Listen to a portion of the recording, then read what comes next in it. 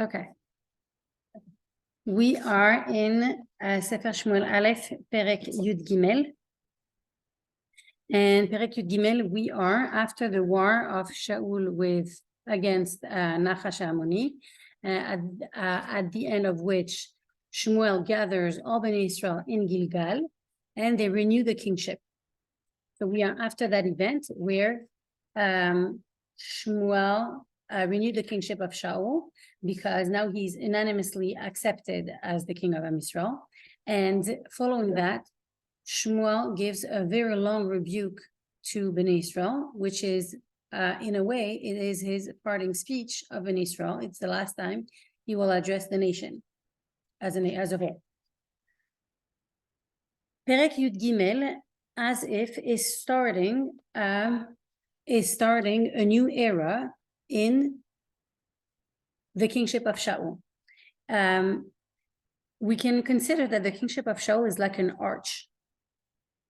And an arch has a rising part and I'll say a dawning part. Right. Okay. So until here, we saw that Shaul is going only higher and higher and higher. So it's only getting better and better for him. At the beginning, he's just the son of his father. He's just going to look out for donkeys. Then he meets the Navi. He's honored by the Navi. He's being anointed. He's becoming king. Slowly, his kingship is being more settled until the point that he wins a war and the entire nation is acclaiming him. And Shmuel comes to his defense and says, yes, he's going to be your king. It's going to be great. And you're going to continue following in Hashem's ways. It's going to be fabulous. It's like the peak of his life. And really, this is the peak of Shaul. From now on, Perek Yud Gimel will start the beginning of the downfall of Shaul. And once it starts going down, it will only continue. All right? So I'm giving a heads up as to what is going to happen. For the moment, we are really at the...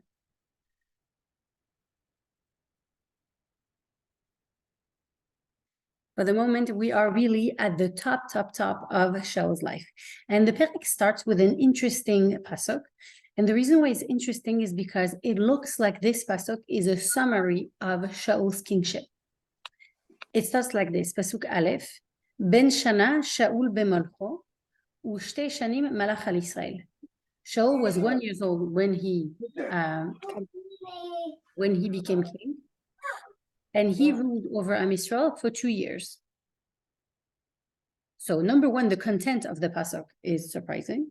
Meaning, what does it mean he was 1 year old when he became king? That makes zero sense. And on the other hand, it's also surprising because after we know we'll have other kings after Shaul. And every king, at the end of every rulership, will have a pasuk that summarizes how many years the king has ruled for. And will give us indicative numbers to say, well, he ruled for that many years over this and that shevet, and he ruled at the time of that other king, whatever. He will give a summarizing pasuk that will give us the general information of that king. And here we have that pasuk, but we know we're not done with Shaul yet. So how is this pasuk coming now? So we'll see when we'll continue learning the Perek, we'll see why it makes sense that that pasuk will be in this Perek, not necessarily in this place, but in this Perek. So why does it say that he was 1 year old when he became king? That's in itself, we know that you can take it literally. I'm assuming that it's 1 year into his kingdom. So that is one way of putting it. Yes. He's 1 year into his kingdom. And altogether, he ruled 2 years. Or he will rule 2 years after this point. There are commentaries that understand it like that. Another way of interpreting it is to say Shaul was like a 1 year old when he became king. What way? In what way? Excellent. So what can we say about a 1 year old that we can't say about an adult? Pure. Excellent. So he was pure like a 1 year old, the same way you can say about a 1 year old that he sinned. So he was pure of sin like a 1 year old. And how is it possible that Shaul was pure of sin like a 1 year old? There are a few reasons. Number one, we say that Shaul was such a tremendous tzaddik that even the sin of Adam HaRishon did not affect his neshama. So his neshama didn't come with the stain of the first sin. There were a few people that we say that they were not affected by the sin of the Adam Arishan. What? Are we affected?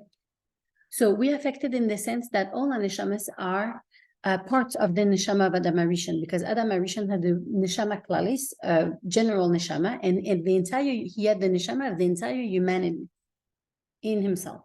And that's why the Satan attacked him so strongly. The Satan knew that Adam Arishan had such a power into making the world perfect or not.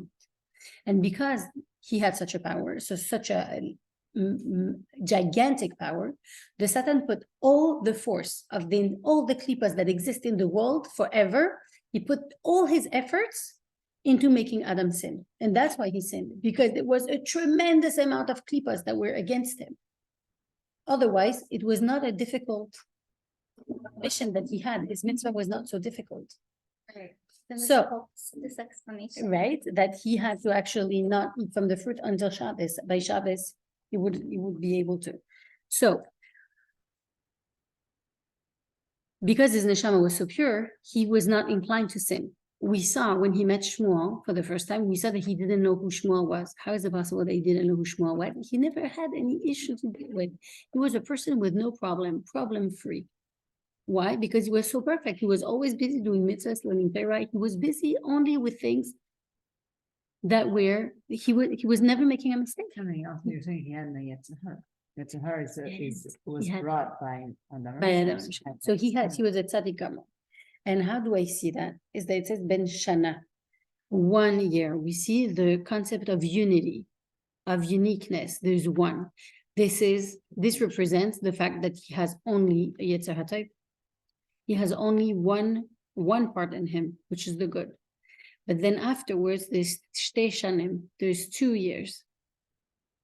We didn't have to talk about the 2 years that he will rule now. We could have said it in a different pasuk at the end of his kingship. So here in the same pasuk, you see the shana and shanim. Why? Because shana at the beginning is whole, and afterwards it will get broken. There will be something that will come, that will happen, that will break his, we'll say in a way, he breaks his neshama. The neshama can be broken, but it creates a place for the klipa to exist. And that's where there is a partition. And when there is a division, that's when the klipa can exist. And that's where we have the shana and the shanim in the same pasuk. So on one hand, it says, so he was as pure as a 1-year-old. He was a tzaddik. He never had any sin. In the Gemara, they have a whole page on what we can say and learn about Shaul. And among other things, they talk about this pasuk. And there is one of the Amoraim. His name is Rabbi Nachman ben Yitzchak. And he says, a 1-year-old, you know what 1-year-old do? They play with mud and they sit in a dirty diaper. What does that mean? That means that Shaul was actually not so pure. That Shaul was surrounded with bad things. A few nights later, Rabbi Nachman had a bad dream. And in his dream, he had angels. It's called Malache Pachad, angels of terror, that came in his dreams, and they were trying to attack him. So he understood that it was something that he said that make him deserve to be punished in his dream by the angels. So in his dream, he said, Shaul ben Kish, I'm sorry I spoke badly about you. No, he said, to the bones of Shaul ben Kish, I'm sorry that I spoke badly about you. And still he continued to have this dream. So in his dream, then he said, to the bones of Shaul ben Kish, king of Israel, I am sorry that I spoke badly about you. Why did he speak to the bones of Shaul and not to Shaul himself? So it says in the Midrash that when a person is jealous, their bones deteriorate after they die. But if a person never had jealousy, Would you have told me that beforehand? most people, their bones last. If a person doesn't experience jealousy in their life, their bones remain intact. And Rabbi Nachman was speaking, that's not natural. That's a reward for the mitzvah, for that refinement of the midas, that their bones remain intact because they never experienced jealousy. So here we see that he speaks to the bones of Shaul, recognizing that Shaul never experienced jealousy. Now we know that the second half of Shmuel Alef is just the story of how Shaul is running after David and chasing him because he's jealous that he's going to become king instead of him. He even was about to kill his son, Yonatan, because Yonatan was protecting David. And he was telling him when he gets upset at his son, he tells him, on whose side are you? Don't you know that he's going to take your place? But here, Rabbi Nachman is saying, no, but we could think, reading the psukim, we could think, oh, Shaul is just crazy jealous and he's doing all these unreasonable things because he's just jealous. It was clearly another feeling that was coming over him. He had a ruach ra, he had a bad spirit that made him do things. It was not jealousy. So he went back. He's the only one who spoke badly about Shaul regarding this pasuk, but he retracted the way he spoke and he said, I didn't speak nicely about Shaul, and that's very not okay. All right. So how old was he? We know that he was not 1 year old, obviously. So some commentaries will say he was 25 years old because Ben is 2 and Nun is 50. So 2 and 5, 25. And so we'll say, well, that's nonsense. It's 52 because Ben is 50 and 2, that's 52. And others will say he was 60. I don't know why, but they say that. And it's based on different calculations. And some will say it's impossible that he's 60 years old because a bunch of calculations that they make that say, no, it says that Shaul was a bachur. He was a young man. You don't say about a 60-year-old that he's a young man who was still living at his father's house, running after his donkeys. A 60-year-old man doesn't do that. And we'll see in Sefer Shmuel base that he had a son Ishboishes that is not mentioned in the sons that Shaul has. When it will mention at the end of Perek Yudalet, it will mention the sons of Shaul. It will not mention Ishboishes. Also, if Shmuel's alive at the time he passes away at 52, and he's older than Shaul. Where does it say that Shmuel is older than Shaul? It doesn't say. It doesn't? No. It is like your understanding goes with the fact that Shmuel is the Navi and he's choosing a king to follow after him. So you're saying obviously he must be younger because he's supposed to succeed him. Yeah. To be a successor, but not necessarily. No. Could be that Shmuel knew that he would live longer. Like we don't, that it doesn't say that. Mhm. But it's a good point. We would assume, but we don't know it for a fact. So, Ushte Shanim Malach al Yisrael, and he ruled for 2 years over Am Yisrael. The commentators also hesitant to take that literally, and they say, how is it possible that he ruled for 2 years?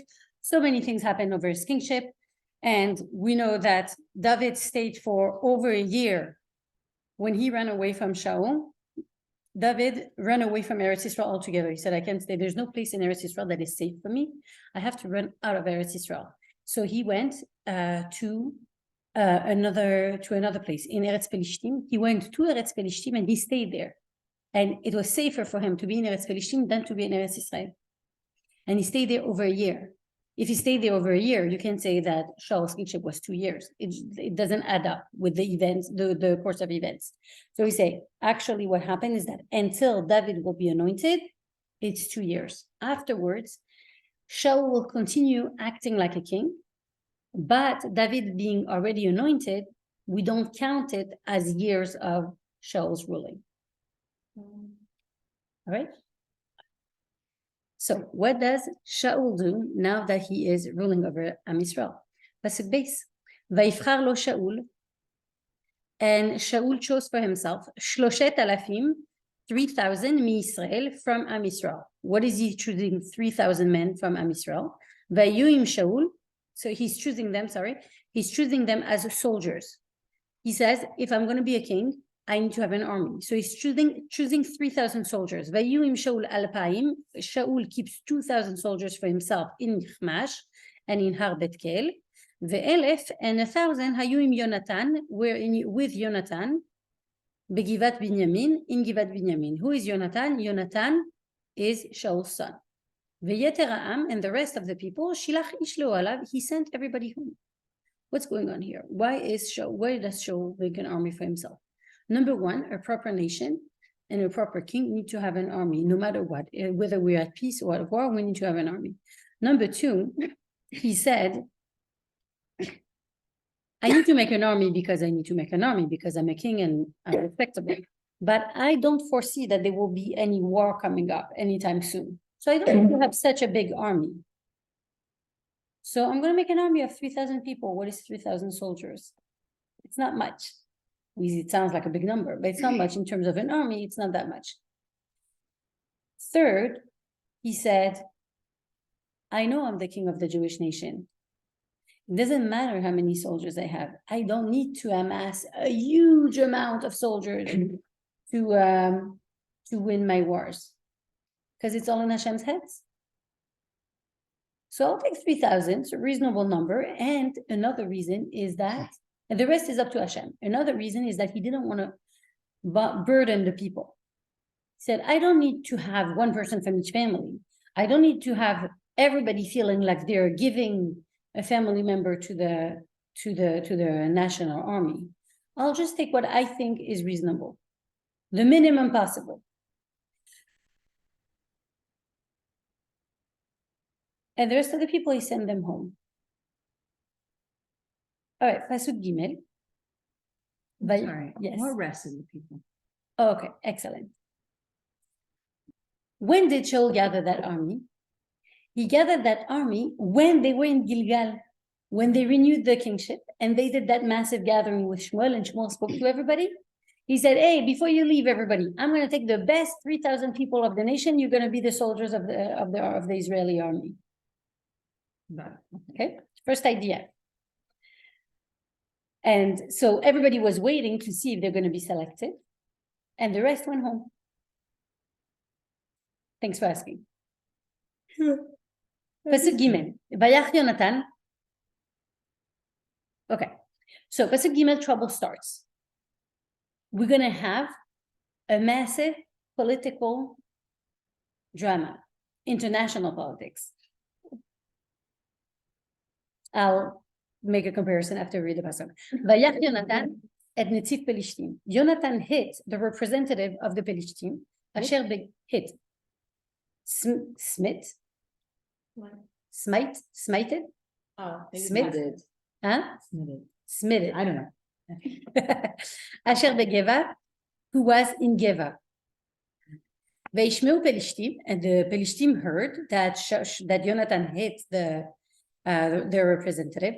Veshaul taka bashofar, and Shaul blew the shofar bechol haaretz, in the entire country, lemor, saying, Ishmeu Ivrim. Listen, Hebrews. What's going on?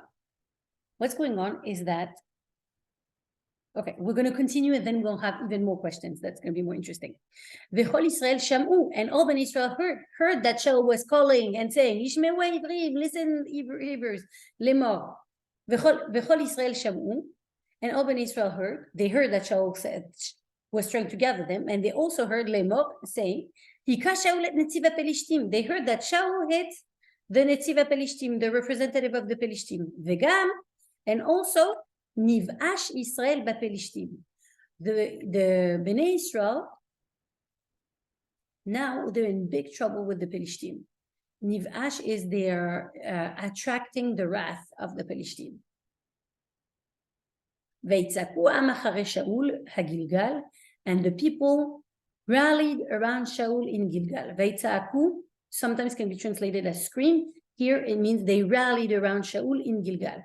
Whoa. Let's continue. We'll have even more questions. Upelishtim, and the Pelishtim, what did they do? Ne'esfu le'ilachem im Israel. They gathered to fight against Am Yisrael.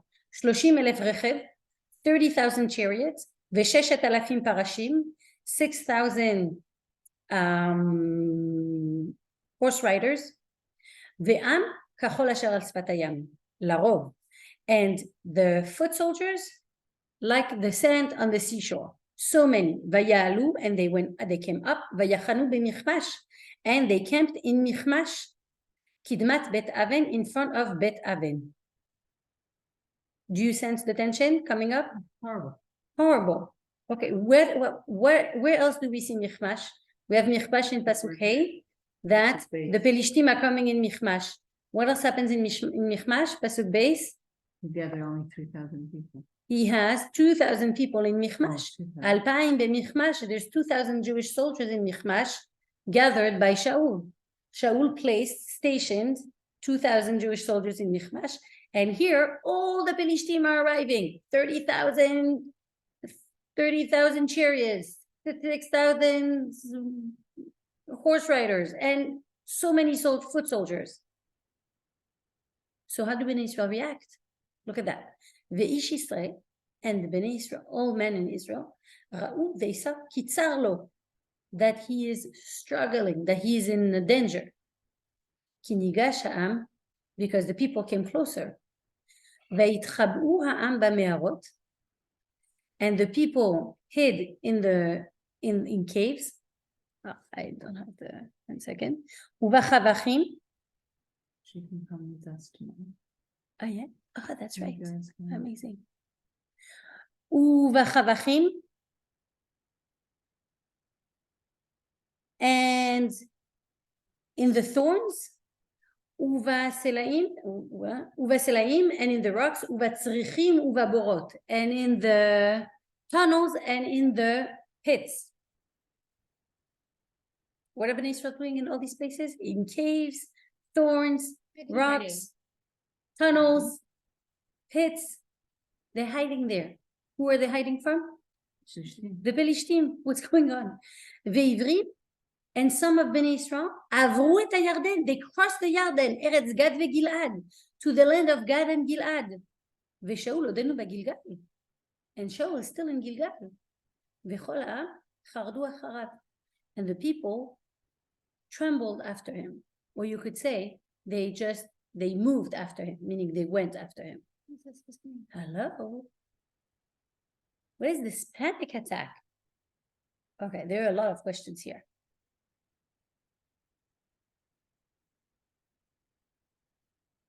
Some questions they just jump to the face. Since when do the Pelishtim have so much power? We just defeated them. If you remember, Perek Zayin, there was that massive war. The Pelishtim came. Shmuel brought a korban. There was the rain, and they all ran away. What's going on here? If we skip a few psukim, we'll see that actually the people who went to fight, they didn't have weapons because the Pelishtim forbade them to own weapons. Hello? Forbade who? The Bnei Israel? Since when? When did they set that up? It's very confusing because we have a feeling in Perek Yud Beis that Bnei Israel on top of the world, that they have complete sovereignty over their land. Shmuel is solving all the issues, and now we come into total chaos.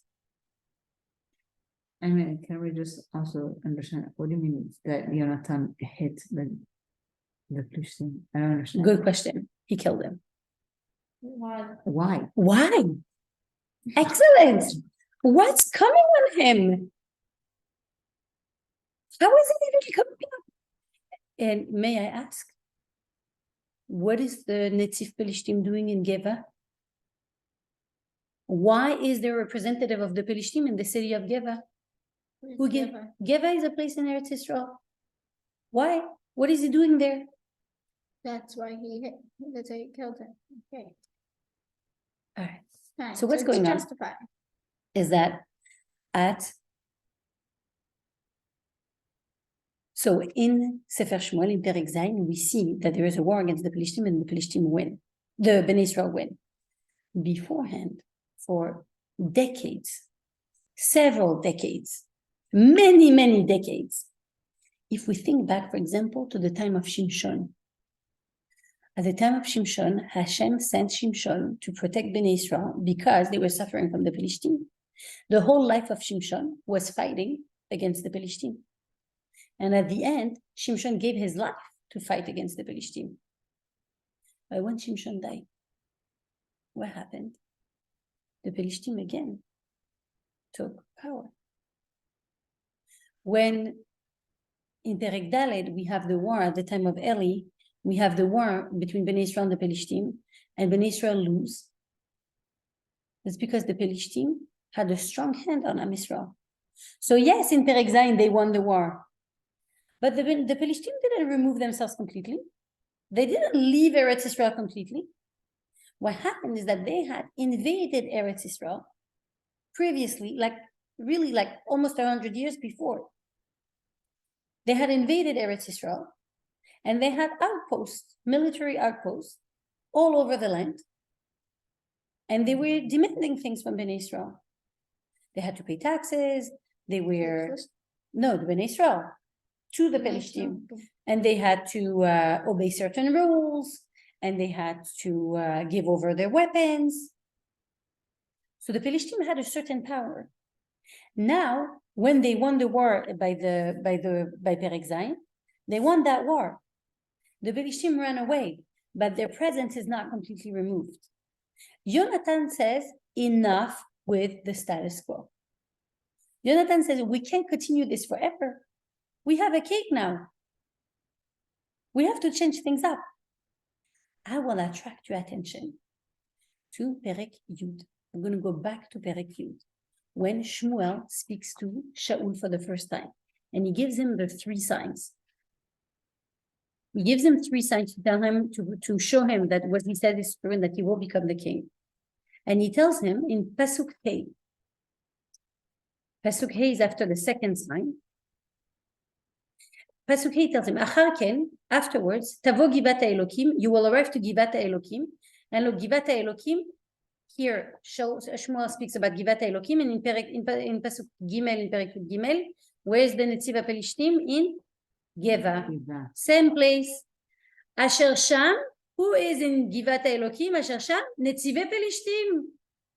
The representatives of the Pelishtim. And look what Shmuel is telling Shmuel. He's telling Shaul. And who be when you arrive to that place? Ufagat Chevel Pelishtim. No, before that. The 7 days. He tells him there will be the 7 days things, but Pasuk Zayin.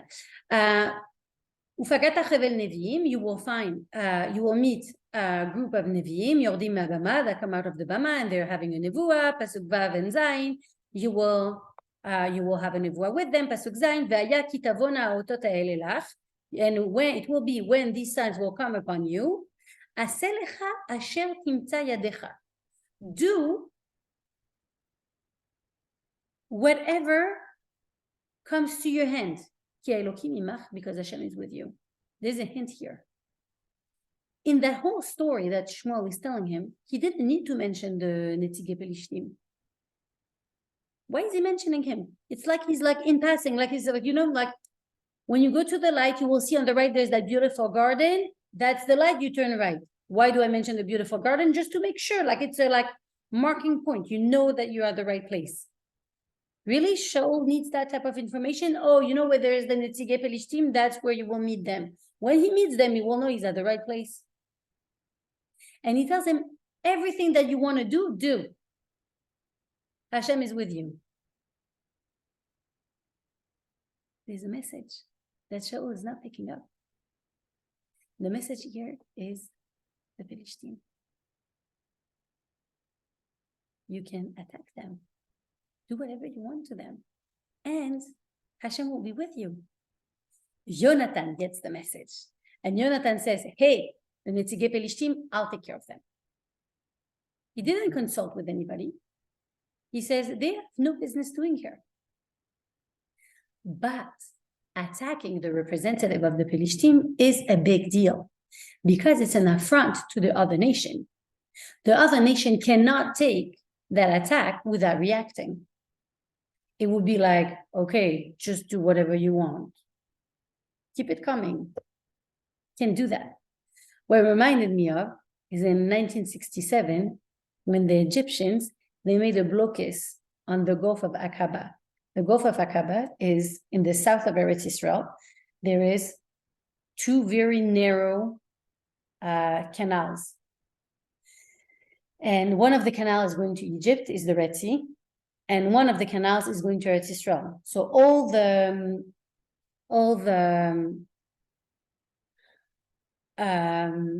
meeting is going to finish soon. I'm going to close it and reopen it. I'm just letting you know. All the boats that are coming to the port in the south of Israel, they were blocked by the Egyptians. When that happened, the Egyptians blocked the entrance to the canal of Aqaba, to the Gulf of Aqaba. Everybody knew in the world, Israel cannot stand and not retaliate. I remember my father telling me, because my father was an adult in 1967. I was gonna say, you weren't born in 1967. I was not, so but it's my father told me, I remember reading in the newspaper that the Egyptians first, they told the UN troops to leave the Sinai. So that was step number one. That was very concerning, which is the reason why actually the war in Russia and Ukraine started. And then the second step was to block the Gulf of Aqaba. And then everybody knew the war is going to start. Israel has to attack because it's a threat on their existence. So here, what Yonatan is doing, attacking the representative of the Pelishtim, is the same thing. Everybody knows, Bnei Israel know the Pelishtim are going to attack. That's why right away, Veishmeu Pelishtim, the Pelishtim heard, they got the news that the representative was killed. Shaul taka bashofar, Shaul already rallied the troops because he knows the attack is going to come. Now, in Pasuk Dalet, we see, V'kol Israel shamu lemor, all Bnei Israel heard, Hika Shaul et netziv Pelishtim. Shaul killed the representative of the Pelishtim. Who killed him? Yonatan. Why do they hear that it's Shaul? Number one, that's how rumors start. You hear something of something, yeah, it was him, it was his son. No, his son, really not possible. Must be the father. Oh, yeah, it was the father. Who knows? What? The difference to them. Because does it make a difference to them? Is that what you're saying? No, like, what's the difference? We need to figure out. Whether it's Yonatan or Shaul? Yeah, What's Right, the key? because why you say what's the difference in the sense that if Yonatan did it, he did it with the approval of his father. right. You're assuming. But we see here that Yonatan did not consult with Shaul. Right. Shaul has to deal now with the aftermath of what Yonatan did. So Shaul now he has to do the bad job. That, oh, we have a war on our head now. Did you really have to put us through that trouble? We'll see that Shaul does not say that to Yonatan. He will tell him other things afterwards, but he does not tell him, why did you start up the war? Maybe because he realized that he was the one who was supposed to have started it. Maybe. The Midrashim don't really comment on that. But what we see is that the Jewish people and the Pelishtim assume that if Yonatan, the son of the king, goes and attacks such a high rank official of the enemy country, obviously he did it with the approval of his father, the king. There's no way he would act on his own to do such a thing. You know, like when there's a terrorist attack, you say, well, is he part of an organization? Is he acting on his own, a lone wolf? Okay, that's the expression. But if you had, let's say, the brother of bin Laden who makes a terrorist attack, are you going to question yourself? Did he do it because he's part of the terrorist organization or because he has a personal stamina against someone? You don't question. Huh? Bin Laden is the head of the organization of Al Qaeda. He died because he was killed by the Americans, but he's the head of Al Qaeda who organized the attacks against the Twin Towers. So there are certain people, their actions you don't question. You just assume, yeah, obviously this is an official thing. So that's what people assumed. However, Shaul didn't have anything with that situation. We see the difference of power here, how the Pelishtim come with with a humongous army, and Shaul comes with an army of 3,000. That's his max. We'll see that even the 3,000 are going to dwindle down. Why are they so afraid? Bnei Israel see, hello, This is us, this is them. There's no way. And we see that Bnei Israel are running, they're running away, they're even running away to the other side of the Yarden. There were 2.5 Shvatim that were on the other side of the Yarden. They even crossed the Yarden and said, we want to have nothing to do with it. And the commentators say, 1 second, but it says they go to Gad and they go to Gilad. It doesn't say that they go to Reuven. Reuven is also on the other side of the Yarden. They say, no, but Reuven was on the other side of the Yarden, but close to the Yarden. Too close. We're running as far as possible. And we see that people are really scared. People are really scared. So what's going on? Shaul now is in Gilgal. People hiding in the bushes, in caves, in tunnels, wherever they can find to hide, they're hiding. And Shaul is in Gilgal with the people who agreed to follow him. There is no more that rallying that happened against Nachash. We don't see that anymore. You remember, like, everybody rallied around him when he said to the people, you have to come, if not, I'm going to cut your cattle. Everybody came. Here, people are running away. And they know exactly why the war is. It's a much bigger war than there was against Yavesh Gilad. Yavesh Gilad was one city. Here, it's a threat against the entire nation. People are running away. I'm going to end the meeting and restart it, post a new link, and we will continue. Are you all good with me?